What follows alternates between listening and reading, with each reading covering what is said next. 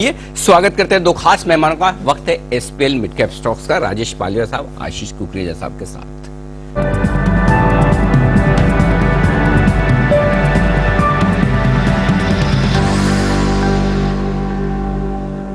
Ashish ji good morning, करिए शुरुआत। Long term pick आपकी। गुड मॉर्निंग अनिल जी। अनिल जी, जो आज का थीम है वो मोस्टली केमिकल्स के अराउंड है और मैं पहले भी कहता आया हूँ कि ये स्पेस दो इतना अच्छा कर रही है, लेकिन अभी बहुत स्कोप है इसमें।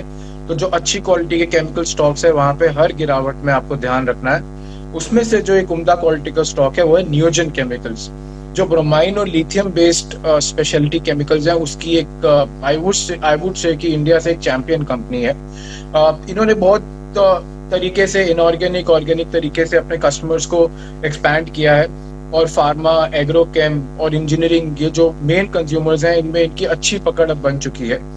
आने वाली जो कैपेसिटी है और जो दहेज में कैपेसिटी लग रही है, उससे क्लियर विजिबिलिटी है कि 3 से 5 साल के अंदर ये कंपनी अपने रेवेन्यू को यहाँ से 2 गुना करने वाली है।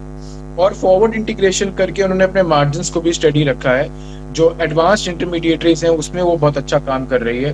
तो एक अच्छी विजिबिलिटी जब आपको एक स्टॉक में मिल जाती है, वर्किंग कैपिटल की इंटेंसिटी को उन्होंने काफी इनिशिएटिव से ठीक किया है और एक जो रेगुलर कस्टमर क्वेरीज हैं वो समझ में आती हैं जब हम बात करते हैं मैनेजमेंट से एवरी नाउ एंड देन। तो मुझे ये लॉन्ग टर्म के लिए अच्छा स्टॉक लगता है अनिल जी। यहाँ से भी इसी साल भर में मैं 1800 से 2000 तक के स्तर आते हुए देखता हूँ नियोजन chemicals.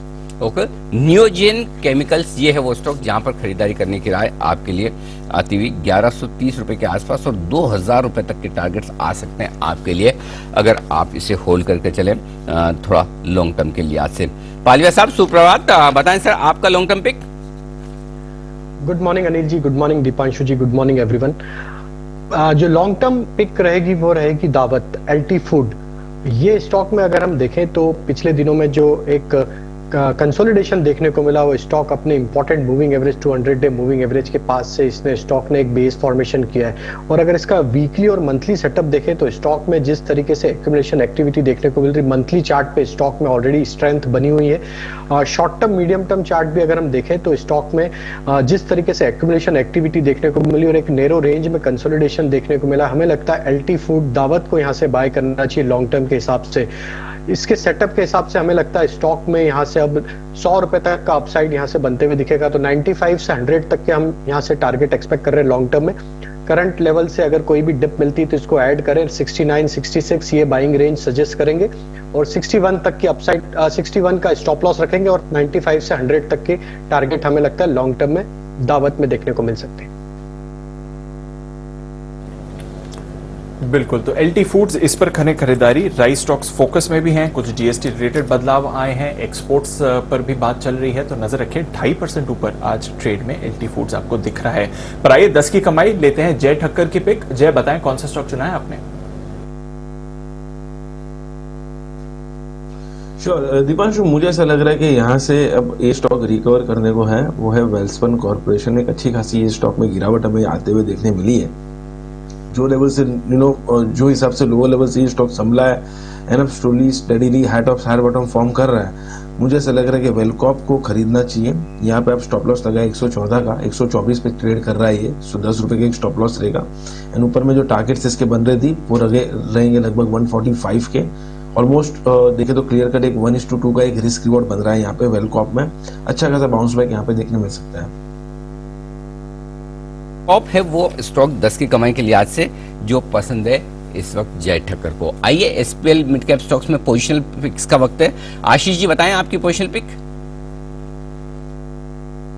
Anil ji, same space में जो हाल फिलहाल की लिस्टिंग है क्लीन साइंस, दिग्गज, ये भी अपने प्रोडक्ट्स के लिए आप कह सकते हैं कि जो इनकी कैटेगरीज हैं उसमें बहुत बढ़िया काम करती है कंपनी। और देखिए इसमें 2 को रीजंस हैं। एक, इनकी खुद की जो R&D कैपेबिलिटीज हैं और जो प्रोसेस ड्रिवन एक अप्रोच है कंपनी की, जो मैं डिटेल में नहीं जाऊंगा।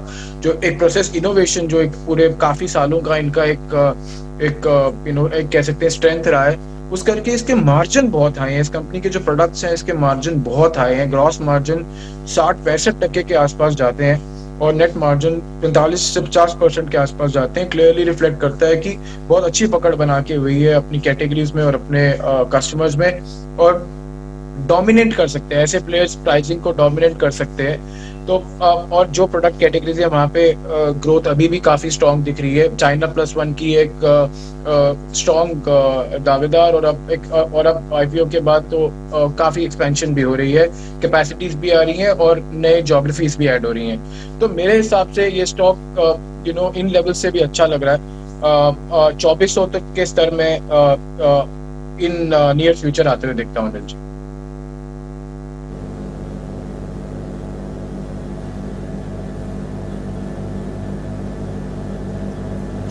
ओके, तो यह है आपके लिए क्लीन साइंस जिस पर करनी है आपको खरीदारी। आशीष जी की तरफ से पोजीशनल पिक खरीदारी करके चल सकते हैं, रिसेंटली लिस्टेड कंपनीज में से एक है। आइए 10 की कमाई चलते हैं जैन साहब के पास, उनकी पिक जानने के लिए। जैन साहब बताएं सर।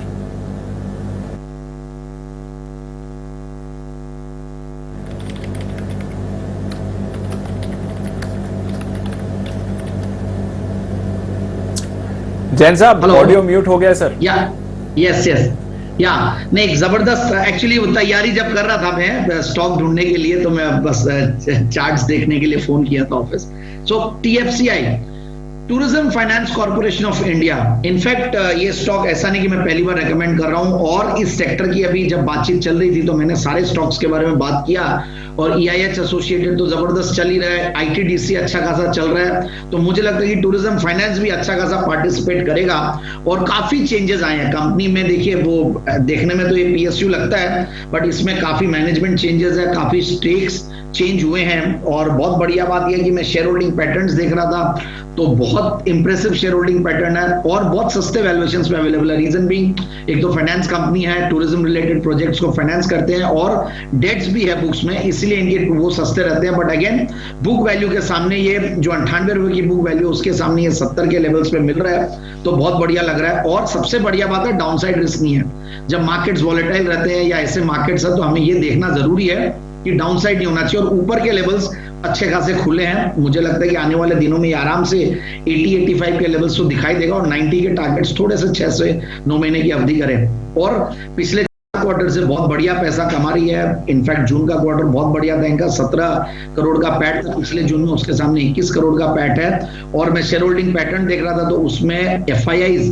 ने गजब की शेयर होल्डिंग बढ़ाई है, और 16% के लगभग की शेयर होल्डिंग है, और उसमें नोमुरा जैसे नामचीने इन्वेस्टर्स इन्वेस्टेड है, उनकी भी 4.2% के लगभग की स्टेक है। सो ओवरऑल मुझे लगता है कि ये स्टॉक में बिल्कुल निवेश करना चाहिए इन लेवल्स पे, और आराम से 90 तक के लेवल्स कुछ महीनों के लिए, 6 से 9 महीनों के लिए टारगेट रखिए। ये है जैन साहब की पसंद का स्टॉक का tourism finance corporation of India, 6 महीने के लिए 80, 85, 90 3 टारगेट के लिए आप करें खरीदारी। ये है जैन साहब की राय। आइए पालिया साहब से लेते हैं अब उनकी पोजिशनल पिक। पालिया साहब को LT फूड लॉन्ग टर्म के तौर पर, long term LT, okay, LT food पसंद किया। पालिया साहब पोजिशनल पिक बताइए। अनिल जी, पोजिशनल पिक रहेगी IGPL, IG पेट्रोकेमिकल। ये स्टॉक में देखें तो लास्ट वीक में काफी अच्छा मूव देखने को मिला। स्टॉक ने अपने प्रीवियस स्विंग हाई का ब्रेकआउट वीकली चार्ट पे देते हुए दिखा है। अगर हम near term short term chart देखें तो स्टॉक अपने सारे इंपॉर्टेंट मूविंग एवरेजेस के ऊपर ट्रेड कर रहा है। लॉन्ग टर्म सेटअप तो स्टॉक का पॉजिटिव बना हुआ है। जिस तरीके से अब मोमेंटम हमें वीकली सेटअप पे देखने को मिल रहा है, हमें लगता है IG पेट्रो केमिकल को यहां से बाय करना चाहिए। 820 से 840 तक के टारगेट हम इसमें एक्सपेक्ट कर रहे हैं पोजिशनल बेसिस पे। करंट लेवल से 725, 708 ये रेंज में बाय करने की सलाह देंगे। स्टॉप लॉस सजेस्ट करेंगे 690 का। तो IGPL बाय करने की सलाह रहेगी पोजिशनल कैटेगरी में। IGPL यानी कि IG पेट्रो, यहाँ पर करें खरीदारी। सेठी साहब का भी पसंदीदा स्टॉक ये रहा है, यहाँ पर खरीदारी करने का मौका देख सकते हैं। जैन साहब को भी पसंद रहा है ये स्टॉक हमेशा से, आई एम श्योर ये इसमें भी शामिल हुआ होगा। जैन साहब, आपके जेम्स में रहा है ना ये स्टॉक?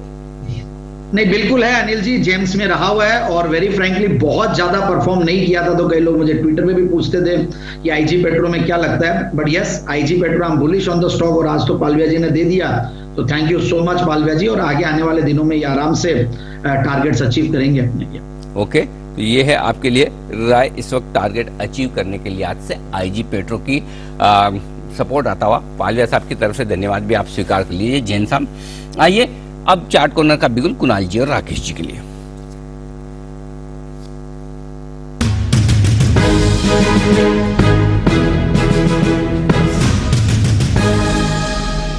बताएं सर। ठीक है ना जी, बिगुल चार्ट कॉर्नर का है बट स्टॉक स्पेशल है और ब्रेकआउट भी स्पेशल है। स्टॉक है आईटीसी, जो चीज जो भारती था 530 500 531 के अराउंड जो पैटर्न भारती का था मेरे और कुणाल जी के लिए, वो सेम पैटर्न आईटीसी का है 237 238 के अराउंड। चार्ट पर एक ब्रेकआउट हो रहा है, इस साल के जो हाइस थे उसको स्टॉक ब्रेक कर रहा है। इस ब्रेकआउट को मिस नहीं करना चाहिए। ओवर टू कुणाल जी। अरे जी देखिए, बहुत ही जबरदस्त ब्रेकआउट आईटीसी में आता हुआ दिख रहा है। इतने लंबे इंतजार के बाद अब आईटीसी फाइनली मेजर रेजिस्टेंसेस को पार कर रहा है और मोमेंटम भी देखते ही बनता है। इन स्तरों पर बाय करके चलें। स्टॉप लॉस रखना है 235 रुपए पर, 235 के थोड़ा नीचे 234 रुपए 50 पैसे का स्टॉप लॉस रख करके बाय करें। पहला टारगेट 245 रुपए का, दूसरा टारगेट 250 रुपए का। आईटीसी में तेजी बन रही है, बाय करने के चलने की राय। बिल्कुल, आईटीसी में तेजी बन रही है, खरीदारी करके चलें। और अब बड़े टारगेट्स आ रहे हैं। इस साल के हाई को स्टॉक ने ब्रेक करा है। और अनिल जी, आईटीसी आया है तो आपकी भी राय लेनी पड़ेगी सर। थर्सडे को आपने जो टारगेट दिए थे, 2 टारगेट्स तो उसी दिन आ गए। तीसरा टारगेट 235 का आपका भी था, जो आज फाइनली अचीव हो गया, बल्कि अब तो 240 पर आ गया स्टॉक। आईटीसी पर आप भी अपनी राय दें अनिल जी। 237 का था दीप, वो आ गया था टारगेट। 235 237, हाँ बराबर, 235 और 237 2 टारगेट रखे थे, वो भी आ गए। लेकिन बिल्कुल जैसा कुणाल जी राकेश जी कह रहे हैं, और तब भी हम ये बात कर रहे थे कि ये सिर्फ ट्रेडर्स के लिए हैं टारगेट 235 240 की रेंज के। लेकिन अगर आप इन्वेस्टर हैं तो, और पोजिशनल इन्वेस्टर हैं तो अभी भी होल्ड कीजिए। 275 के आसपास के टारगेट वहां पर जब यहाँ से और ब्रेकआउट होंगे तब आगे और पूछेंगे हम, हमारे एक्सपर्ट्स हैं। मुझे लगता है 275 के टारगेट के लिए होल्ड करना चाहिए। अब ये जरूरी नहीं कि 275 आज का आज आ जाए, कल का कल आ जाए, या हफ्ते 10 दिन में आ जाए, वक्त लग सकता है। लेकिन 275 की तैयारी है और धीमे धीमे। और जिन लोगों ने इन्वेस्टमेंट किया है, मैंने तब भी बोला था 205 10 15 20 जो भी भाव में आपने लिए हुए हम, आपको देखना नहीं है, आपने 10% के लिए लिया ही नहीं है, ये ध्यान में रखिए। और जो मिस कर चुके हैं वो अब भी ले लें। 218 215 220 आए तो और ऐड कर लीजिएगा। आएगा नहीं, अगर आ जाए तो कर भी लीजिए, कोई दिक्कत नहीं। मार्केट है, कभी भी कोई भी स्टॉक ऊपर नीचे हो सकता है। नीचे के लिए और जगह रखिए और अभी भी ले लीजिए। तो रखना है इसको 6-8 महीने साल भर तो रखिए कम से कम, तब पैसा बनेगा जी। बिल्कुल, तो इसे रखिए अपने पोर्टफोलियो में, कोई परेशानी नहीं है। ट्रेडिंग के लिए लिया है तो मुनाफा बुक कर सकते हैं, नए ब्रेकआउट्स हैं तो खरीदारी कर सकते हैं। इन्वेस्टमेंट के लिहाज से लिया है तो जरूर बने रहिए, कोई परेशानी नहीं है। और आईटीसी के साथ ही पूरे बाजार में आप रिकवरी देख रहे हैं। सेंसेक्स हो गया है पॉजिटिव, आप 50 अंक ऊपर। निफ्टी ऑलमोस्ट पॉजिटिव आपको होते हुए दिख रहा है, सिर्फ 5 पॉइंट्स नीचे है। बैंक निफ्टी पर भी है रिकवरी। तो बढ़िया रिकवरी बाजार में, हैवी वेट्स कर रहे हैं अपना रोल प्ले। आइए कुछ और कॉल्स लेंगे उससे पहले। और अनिल जी, पूरी रिकवरी बाजार में आती हुई दिख रही है, कंजम्पशन लेड रिकवरी इस समय दिख रही है। बिल्कुल, रिकवरी शानदार। और उसमें एक बहुत ही बेहतरीन स्टॉक जिसके लिए मैं कुणाल जी को बधाई देना चाहता हूं, और मैंने स्पेसिफिकली हाईलाइट करके बोला भी था, और वो है आपका कोटक महिंद्रा बैंक। कुणाल जी ने कहा था जहां खुले वहीं खरीदिए। ये स्टॉक चार्ट पर बहुत बहुत बहुत मजबूत है। इस हफ्ते की पिक जो कुणाल जी ने दी है, और मैं चार्ट देख रहा था, जहां खुला वहीं से जो घुमा है, नो डाउट मार्केट भी घुमा है, लेकिन ये कन्विक्शन उस समय चाहिए 8:30 बजे, जब आपको एसजीएक्स निफ्टी 250 अंक नीचे दिखता हो तब। कुणाल जी लाजवाब, बहुत ही बेहतरीन कॉल आपका रहा। और देखिए जहां खुला वहां से जो रिकवरी आई है कोटक बैंक में आज, और बहुत ही गजब। निचले स्तरों से आप देखिए ना कितना, 1978 1980 मान लीजिए, 1980 से 2025 के आसपास। बताएं सर अब ट्रेलिंग स्टॉप लॉस और टारगेट। अरे देखिए, अभी भी ताकत है। कोटक महिंद्रा बैंक पूरे सप्ताह बैंक निफ्टी को लीड करेगा। मेरी राय में बाय करके चलें। रिवाइज स्टॉप लॉस अब 1980 पर रख लें, जो कि आज के खुलने का भाव है। और मुझे लगता है अनिल जी, ये स्टॉक 2150 2200 के लेवल्स दिखाएगा, और कोटक महिंद्रा ऊपर जाएगा तो बैंक निफ्टी पूरे साथ में ऊपर लेकर जाएगा।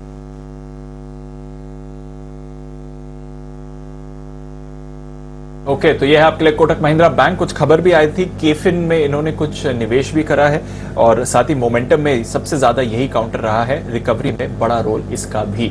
आइए एक बिगुल भागले का वंडर।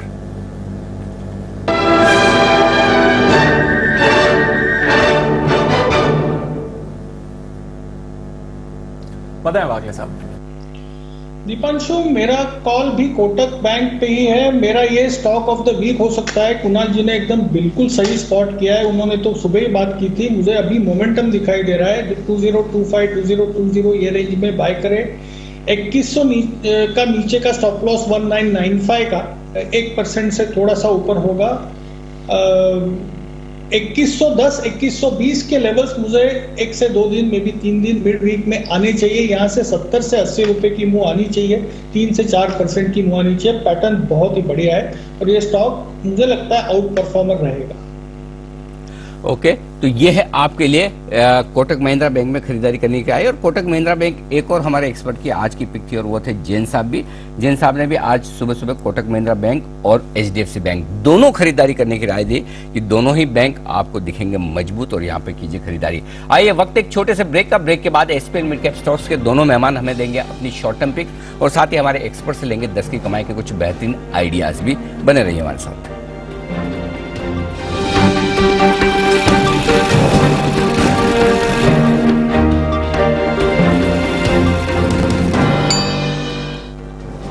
स्वागत है आप सबका 10 की कमाई में। आइए कुछ बेहतरीन कॉल्स आपके लिए आने की तैयारी में। जय ठक्कर तैयार है अपने जैकपॉट शेयर के साथ और सबसे पहले उसी के साथ करते हैं शुरुआत।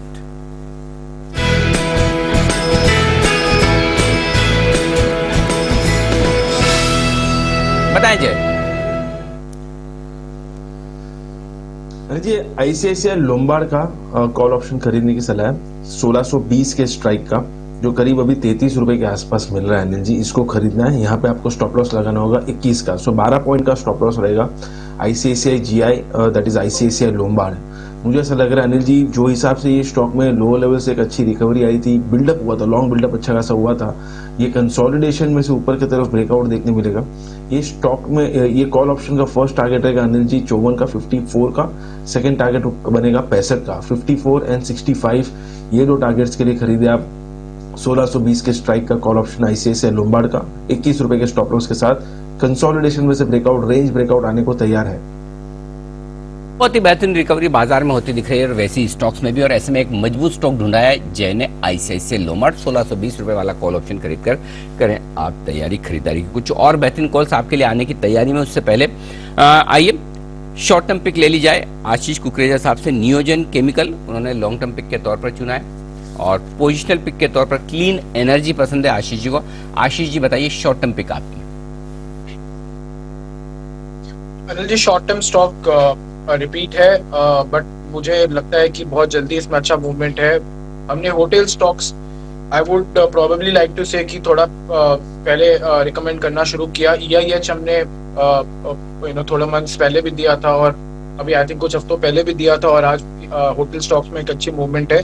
हमारा वही थीसिस था कि जिस तरीके से ओपन अप थीम है, आपको there is no reason for us to tell it. आप किसी भी 5-स्टार होटल में वीकेंड पे फोन कर लीजिए बॉम्बे में और आपको almost 70% of them sold out मिलेंगे। और अब जो इंटरनेशनल ट्रैवल, यही बात हमने लास्ट इंटरव्यू में भी करी थी, जैसे इंटरनेशनल ट्रैवल खुलेगा ये एक बहुत बड़ा ट्रिगर है, स्पेशली EIH जैसे कंपनीज जिनके लग्जरी होटल्स हैं, जो कि जो फॉरेनर ट्रैवल्स हैं उसमें काफी पॉपुलर हैं। तो उस हिसाब से मेरे को लगता है कि बैलेंस शीट अच्छी हो गई है, कॉस्ट रेशनलाइजेशन हो गई है, F&B बिजनेस में मार्जिन्स बढ़ गए हैं, पर रूम रियलाइजेशन स्ट्रॉन्ग है, स्ट्रक्चरल प्ले इसलिए क्योंकि कंसोलिडेशन बहुत हो गया है सेक्टर में। तो मुझे ऐसा लगता है और लोग अब रुकना नहीं चाहते क्योंकि कल हो ना हो। तो अब मुझे ऐसा लगता है कि ये मूव थोड़ा कंटिन्यू होगा और 130 135 तक के स्तर तो मिनिमम लगते हैं, इसलिए मैंने इसको शॉर्ट टर्म में लिया। शॉर्ट टर्म खरीदारी करने की राय आपके लिए EIH, ये है वो होटल स्टॉक। आज सारे के सारे एक्शन में आपको नजर भी आएंगे। पालिया साहब आपकी short term pick sir.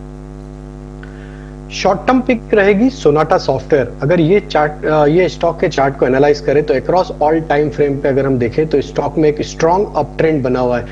Weekly setup के हिसाब से देखें तो स्टॉक पिछले 5-6 वीक से एक नैरो रेंज में कंसोलिडेशन करते हुए दिख रहा है और इस स्टॉक को अगर हम पिछले 1-1.5 साल का अगर हम सेटअप देखें तो इसी तरीके के इसमें कंसोलिडेशन होते, एक नैरो रेंज में वीकली सेटअप के हिसाब से देखें तो 3-4 वीक का एक कंसोलिडेशन होता है और फिर एक बड़ा रैली स्टॉक करता है। तो जिस तरीके से अभी पैटर्न बने हुए हमें लगता है कि यहाँ पे अब यहाँ से एक अच्छा अपमूव शॉर्ट टर्म में देखने को मिल सकता है। 950 से 960 तक के टारगेट हमें लगता है शॉर्ट टर्म में सोनाटा सॉफ्टवेयर में आते हुए दिख सकते हैं। करंट लेवल से 855 के आसपास का स्टॉप लॉस सजेस्ट करेंगे। तो कोई भी वॉलेटिलिटी में डिप मिलती तो इसको ऐड करें। 890 से 875 बाइंग रेंज रहेगी, 855 स्टॉप लॉस, 950 960 इसके शॉर्ट टर्म के टारगेट आना चाहिए। ओके, 950 960 के टारगेट के लिए सोनाटा सॉफ्टवेयर में करें खरीदारी। ये राय है आपके लिए पालिया साहब की तरफ से। कुणाल जी, राकेश जी भी 10 की कमाई का एक बेहतरीन स्टॉक देंगे, लेकिन उससे पहले आज जो पूरा सेक्टर फोकस में जो अभी आशीष कुकरेजा साहब भी EIH खरीदने की राय दे रहे थे, ये है टूरिज्म से जुड़ा हुआ। क्यों है आज टूरिज्म स्टॉक्स एक्शन में? क्यों इंडियन होटल 10% से ज्यादा भागता हुआ नजर आया? क्यों PVR में तेजी है? सारे कारण बताने के लिए तैयार है हमारे साथ वरुण दुबे। वरुण, बताइए क्या डेवलपमेंट हो रहे हैं टूरिज्म सेक्टर में?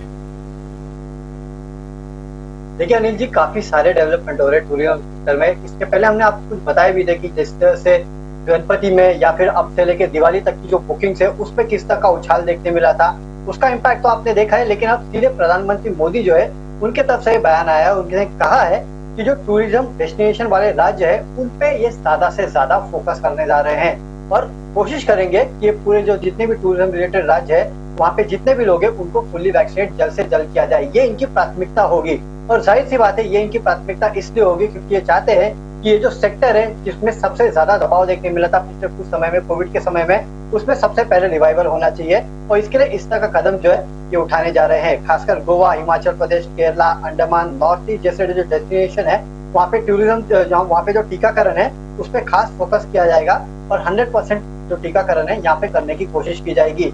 इसके अलावा कुछ और अपडेट्स निकल के आ रहे हैं कि जल्द से जल्द जो फॉरेन टूरिस्ट है उनको भी इंडिया में अलाउ किया जाएगा। हालांकि इसका औपचारिक ऐलान नहीं किया गया है अब तक, लेकिन माना जा रहा है कि आने वाले 10-12 दिनों में शायद इसका औपचारिक ऐलान भी हो सकता है।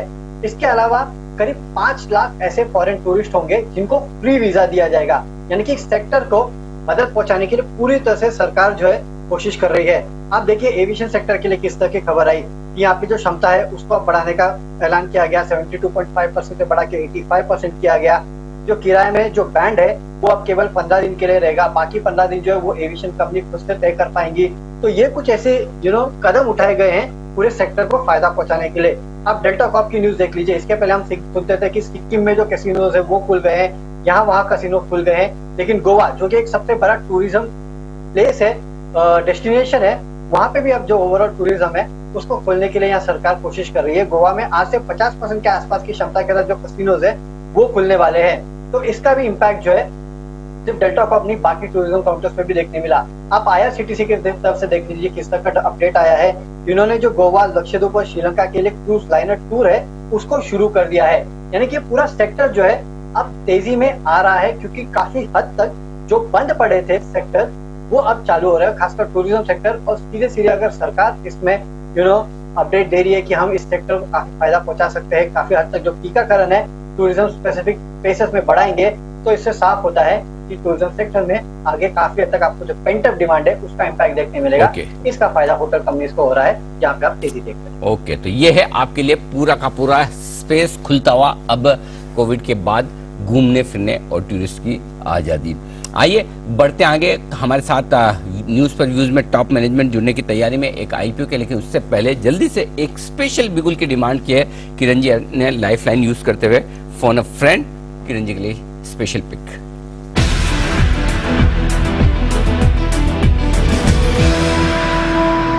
बताएं किरण जी। अनिल जी, बहुत स्पेशल स्टॉक है और ये मिस नहीं करना चाहिए। इसने एक बहुत बड़े ट्रेंड रिवर्सल प्राइस पैटर्न का ब्रेकआउट दिया है और कप एंड हैंडल जिसका नाम है, और दूसरा एक ट्रायंगुलर पैटर्न का भी दिया है। स्टॉक का नाम है PVR। PVR में मेरा मानना है कि आपको एक बहुत बड़ी रैली देखने को मिलेगी जो कि आपको 3 से 4 दिनों में 1550, 1560 के टारगेट, ये प्राइमरी टारगेट रहेंगे। ये टारगेट हासिल होते नजर आ जाएंगे और ये प्राइमरी टारगेट से इधर रिव्यू लेना चाहिए।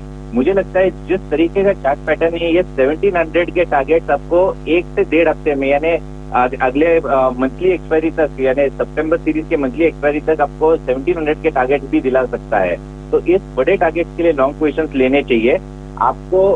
फ्यूचर्स में मेरा स्टॉप लॉस 1450 का रहेगा, 1488 के आसपास ट्रेड कर रहा है ऑप्शंस के जरिए भी ये ट्रेड लिया जा सकता है। 1480 का कॉल अभी लगभग 66 के आसपास ट्रेड कर रहा है, ये बाय करने की सलाह है। आपका स्टॉप लॉस रहेगा लगभग 55 का, और टारगेट के लिए मैं मानता हूँ ये कैजुअली 120 के आसपास के टारगेट आपको देखने को मिलेंगे।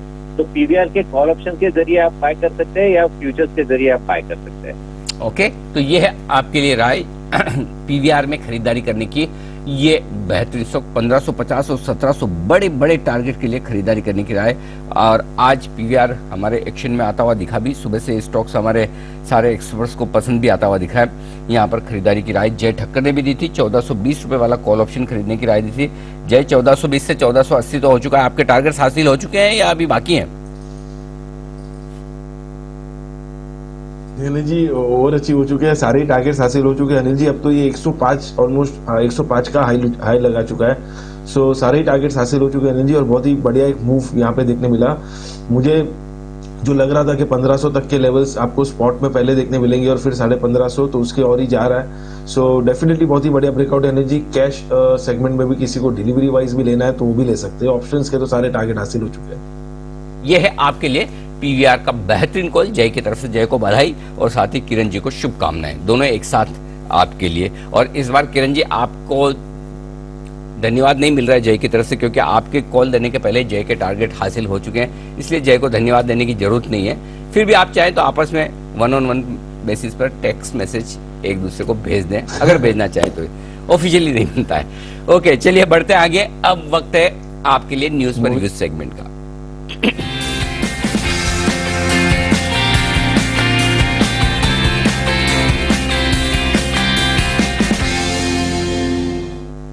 एक और कंपनी बाजार में उतरने की तैयारी में, और कल से खुलेगा पारस डिफेंस एंड स्पेस टेक्नोलॉजीज का आईपीओ। नाम पारस और दो बेहतरीन शब्द साथ में जुड़े हैं, डिफेंस और स्पेस टेक्नोलॉजी। आइए समझ लीजिए कंपनी क्या है। 2009 में इस कंपनी की शुरुआत हुई थी पारस फ्लो फार्म इंजीनियरिंग लिमिटेड के तौर पर, और उसकी तब से company defence space engineering products में सॉल्यूशंस डिजाइनिंग, डेवलपिंग, मैन्युफैक्चरिंग और टेस्टिंग का कामकाज करती है। स्वदेशी तौर पर डिजाइन, डेवलप और मैन्युफैक्चरिंग करने वाली एक देश की दिग्गज निजी कंपनियों में से शामिल है।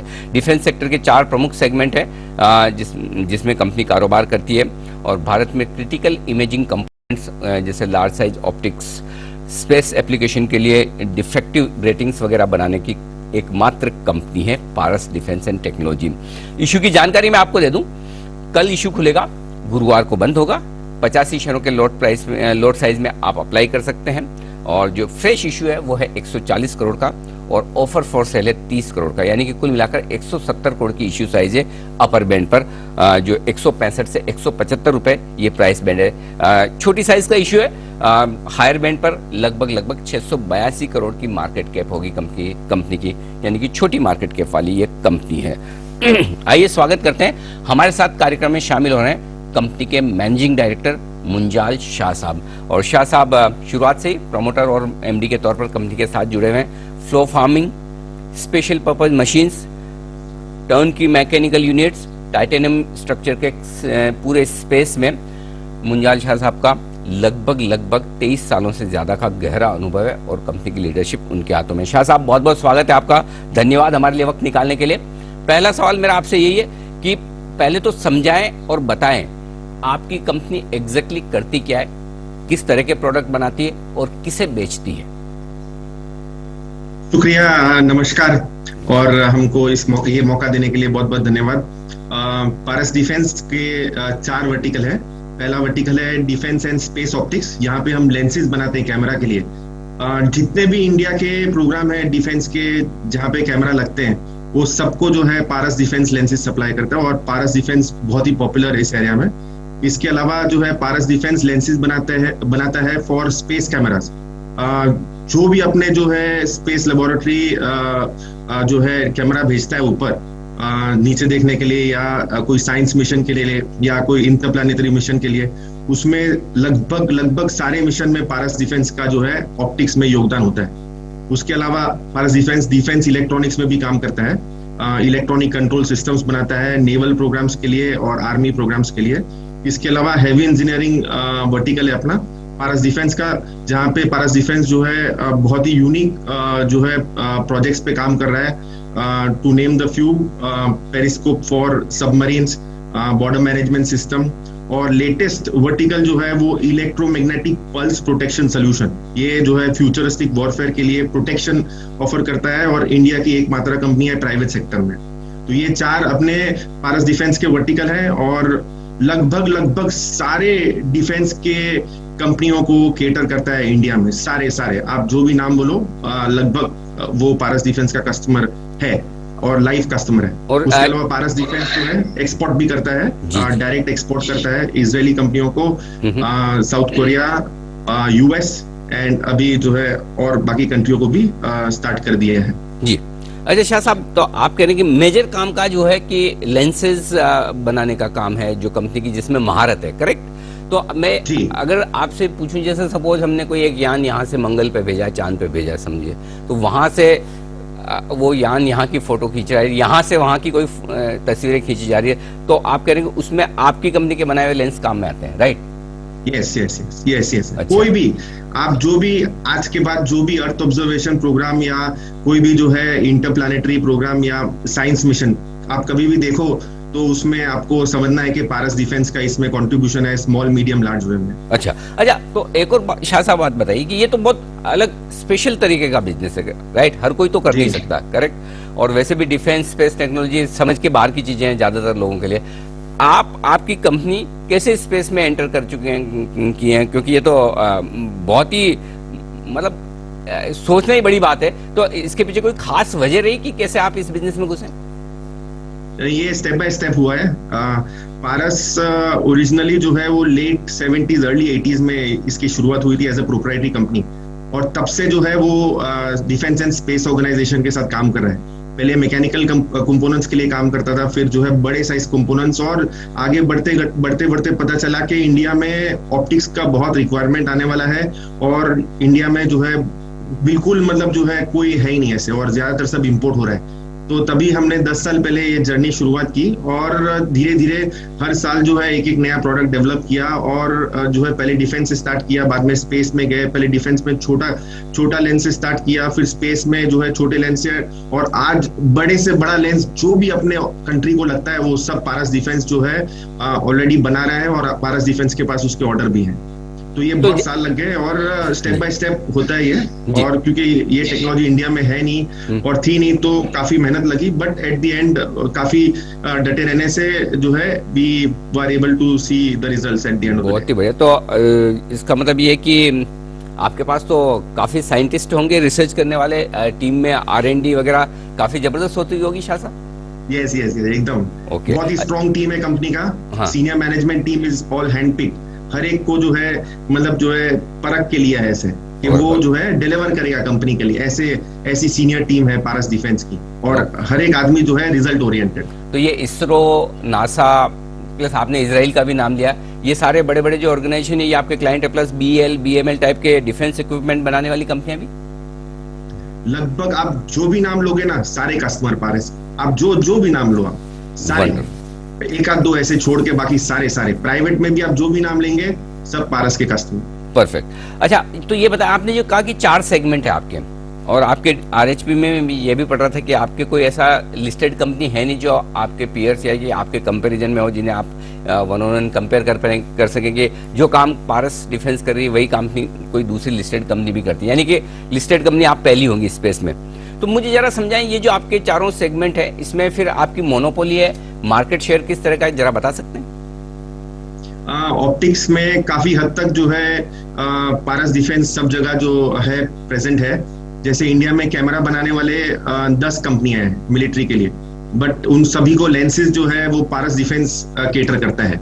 तो ऑप्टिक्स वर्टिकल जो है उसमें जो है ऐसे मैं मतलब ऐसे नहीं कहना चाहता हूँ कि हम पारस डिफेंस अकेला ही है, बट पारस डिफेंस के पास मैक्सिमम शेयर है कंट्री का, एंड उसके बावजूद पारस डिफेंस के पास जो है और भी जो है पॉसिबिलिटी है, बिकॉज अभी भी जो है कुछ हद तक इंपोर्ट होता है अपने कंट्री में, जो हमको अभी जो है मेक इन इंडिया के द्वारा उस सारों को जो है इंडिजिनियसली या इंडिया से केटर करना है। तो पारस डिफेंस के पास अभी भी जो है इंपोर्ट सब्स्टिट्यूशन का जो है बहुत सारा स्कोप है और वो कर रहा है इंडिया के सारे प्रोग्राम में, जहां जहां और भी यूनिक रिक्वायरमेंट्स है in the area of optics, Paras Defence उसको कर रहा है। दूसरा वर्टिकल अपना इलेक्ट्रोमैग्नेटिक्स, जो मैंने आपको बताया फ्यूचर वॉरफेयर है, ये बहुत यूनिक है। आप देखना इलेक्ट्रोमैग्नेटिक्स के ऊपर आप जो जैसे अभी ये बायोलॉजिकल एक्टिविटी चल रहा है ना लास्ट 1.5 साल से, इलेक्ट्रोमैग्नेटिक्स भी ऐसा ही कुछ है।